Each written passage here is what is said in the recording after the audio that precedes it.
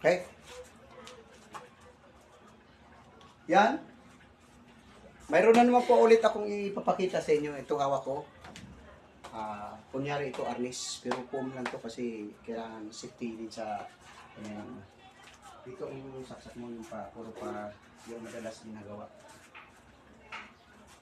Yun dito sa pag-atake dito, kung medyo may background ka sa paghawak nito, lamang ka kasi mahaba ito eh.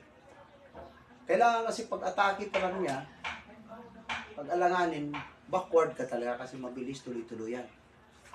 Halimbawa, saksak ka. Atras ka agad ako.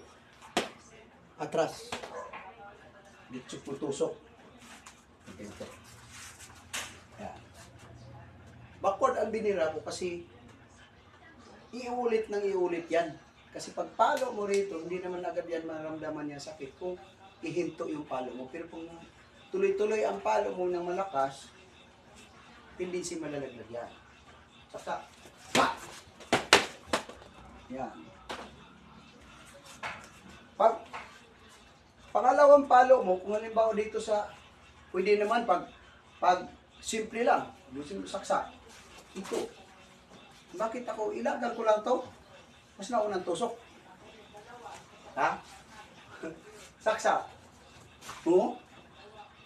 Naunang tusok. Kung halimbawa naman, ito mayroon siyang alam din sa pag-counter. Pag saksak ko, saksak. Dinampot niya yung arnis ko. Siyempre, pag saksak ko, nababad. Dampot. Agawin niya ito. Ulitin mo, damputin mo, agawin mo. Bakit ako pukukus doon? Di ba? Bitawan mo itong arnis.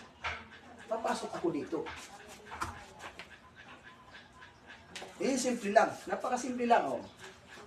Unahin ko to, tinang ha? Sak! Sak! Oh. Dito na ako. Dampot ko na kutsilyo. Papalo ko ba siya? Diretso na ako rito. Kasi pinabantay ko na yun eh. Kung halimbawa naman paghawak niya, papalo niya sa akin, open ito. Yan. Diba, saksak. Nakailag ako. Ito yung salubong. Kayang inandiyan niya yung tusok ko. Dinampot niya yung talim ko. Kita ko niya yung kunyari ito. Pag dampot niya dito sa ang talim nandito eh. Hindi ko pwedeng pabayaan ito. Sa kanya na yung pamalo, akin itong talim. Ha? Kunyari, papalo siya sa akin, palo ka. Wala, madali sa akin gagamitin yung blocking. Mas lalo siyang makadali.